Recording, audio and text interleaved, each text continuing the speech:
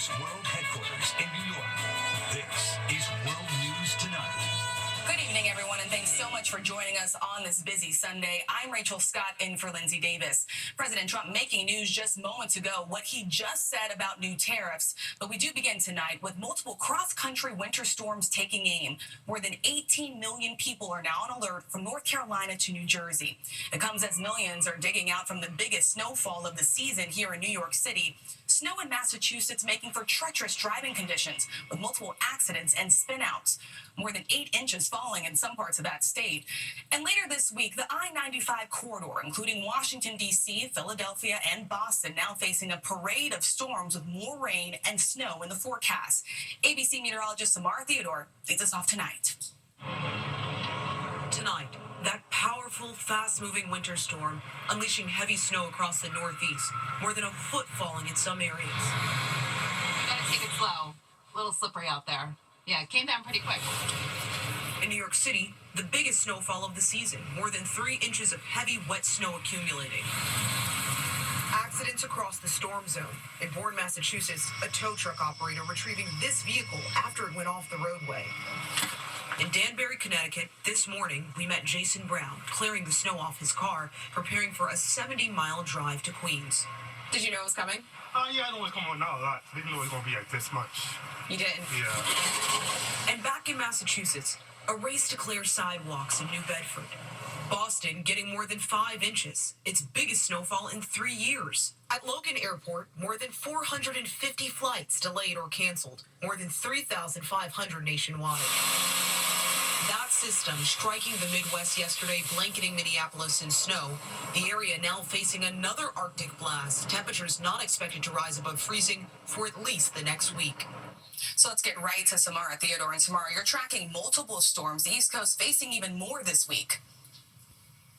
That's correct, Rachel. Right now, in fact, they've already issued a winter storm watch for places like Washington, D.C., into the Delmarva Peninsula, southern New Jersey, much of West Virginia, and as far south as Roanoke. This is for Tuesday night into Wednesday morning. Now, the storm that will bring this wintry weather to the mid-Atlantic actually originates Monday in Texas, bringing heavy rain to the southeast. By Wednesday at 4 a.m., we could see up to 6 inches of snow in Washington, D.C., and this system could brush New York City. New York City and New England, though, will certainly get hit by the second storm moving in on Thursday. That Thursday morning commute at 6 a.m. could bring heavy snow to places like Syracuse and Boston, while bringing more rain to the south, which could in fact lead to flooding. Rachel? More rain and snow on the way. All right, Samara, thank you. We turn now to Washington and the late news from President Donald Trump saying he will announce new tariffs on imports of steel and aluminum. The president also defending Elon Musk, who is pushing forward with plans to shrink the size of the federal government amid a series of lawsuits. Here's ABC senior White House correspondent Selena Wang. Tonight, before touching down for the Super Bowl on Air Force One, President Trump announcing he plans to impose 25% tariffs on all steel and aluminum imports, including from Canada and Mexico.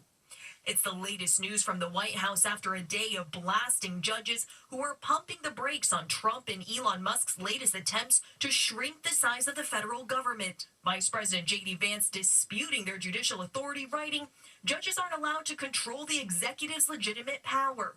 Senator Adam Schiff firing back. JD, we both went to law school, but we don't have to be lawyers to know that ignoring court decisions we don't like puts us on a dangerous path to lawlessness.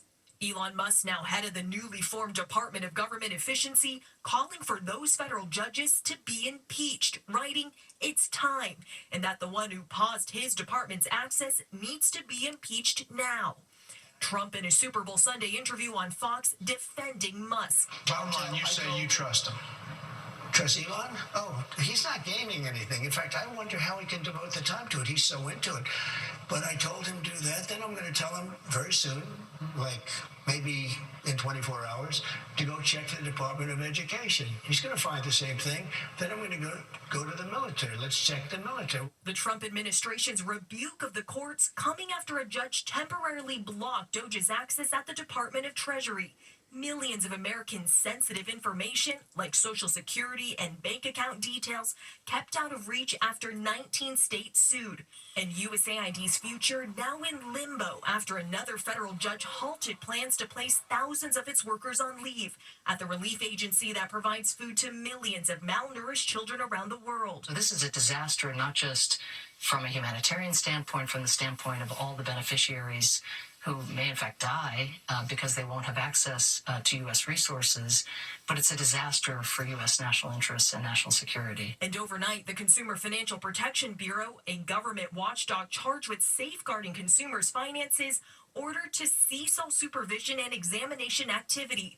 The day before, Musk tweeting CFPB RIP. The move's happening even though only Congress has the power to shut down federal agencies. All of this after the White House offered more than 2 million federal employees a buyout last month in a mass email, asking them to resign in exchange for pay and benefits through September. It's going to save the American people tens of millions of dollars, and we encourage federal workers in this city to accept the very generous offer.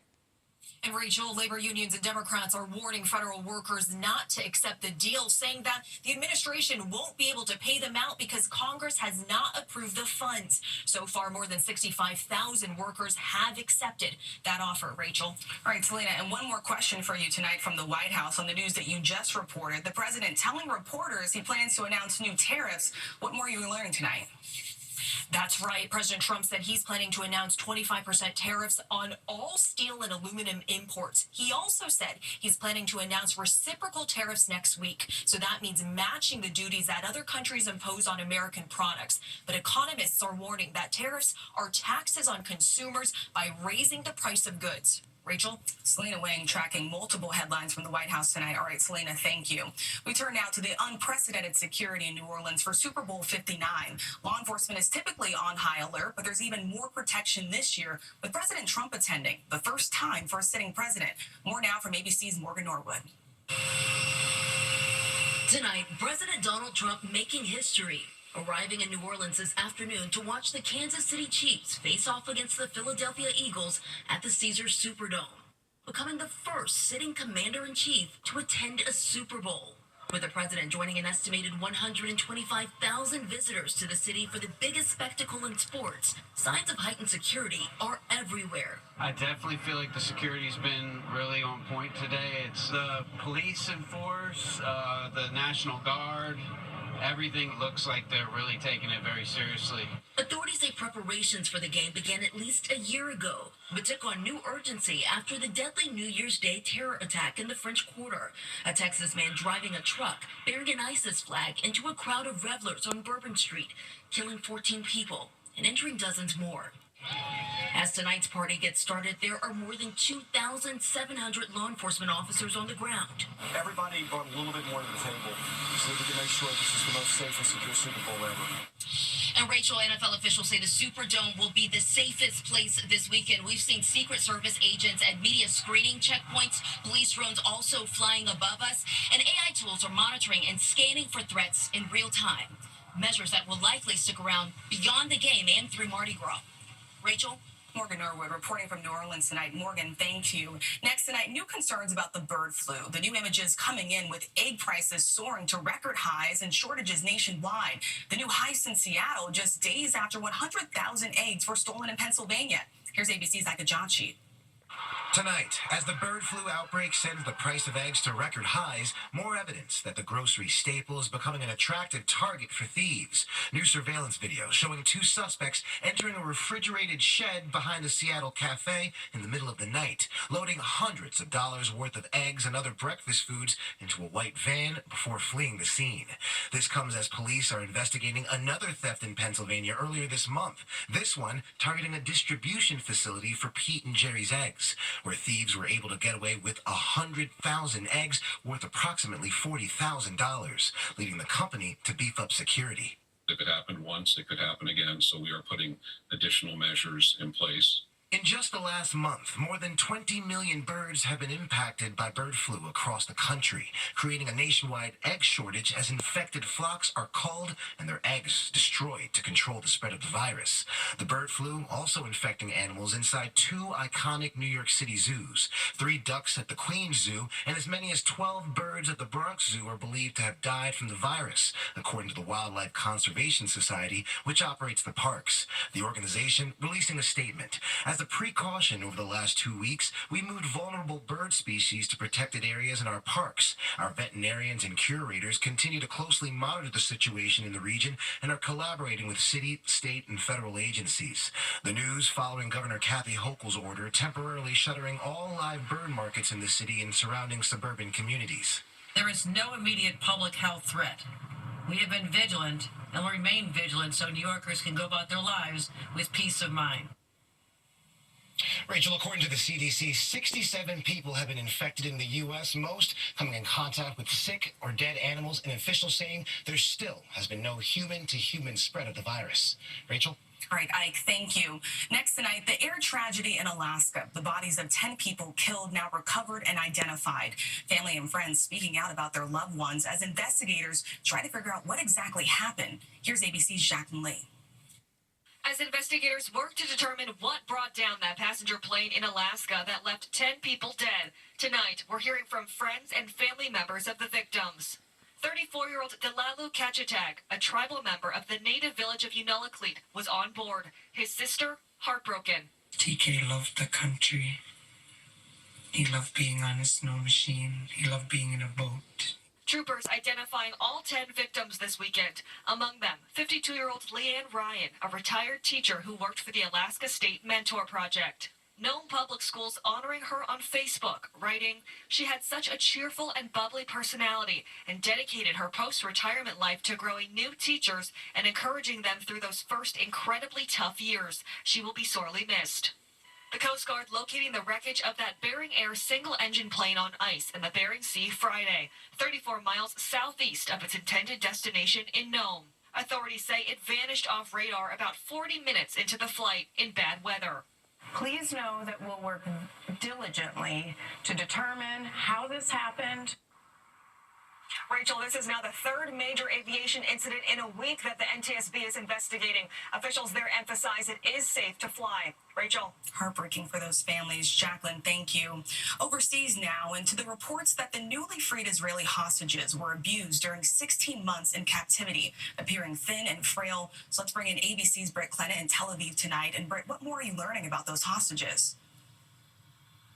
Rachel, those families of the 3 hostages released this weekend now describing how the men endured horrific conditions. You can see them there, Ohad Ben-Ami, Eli Sharabi, and Or Levy, looking frail and gaunt as they were handed over from Hamas to the Red Cross in Gaza. Now, Or Levy's brother, he said they were subjected to physical and psychological abuse, adding that he doesn't think the remaining hostages will actually survive the conditions any longer. Sharabi and Levy only discovering after they were released that their loved ones were murdered in the October 7th attack. Now, there are still 6 Americans held captive by Hamas in Gaza. Israeli Prime Minister Netanyahu returning home tonight after his meeting with Trump in D.C., praising the president's revolutionary, creative vision for Gaza.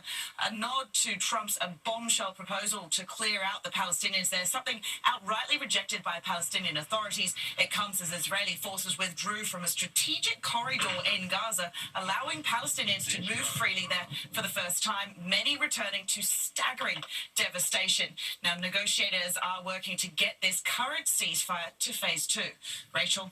All right, Britt, thank you. And there's still much more ahead on World News Tonight this Sunday. The mystery behind the closure of a popular Florida beach, what was found washing ashore, and a major explosion rocks a manufacturing plant in Pennsylvania. Those details just ahead. Next tonight, officials are investigating a massive explosion at a manufacturing plant in northeastern Pennsylvania. 11 people, including 4 firefighters, were injured. First responders from several different counties were called in to battle the flames. Officials say the blast caused major damage to the plant. Residents were told to shelter in place. And officials in Fort Lauderdale are keeping a close eye on the city's coastline.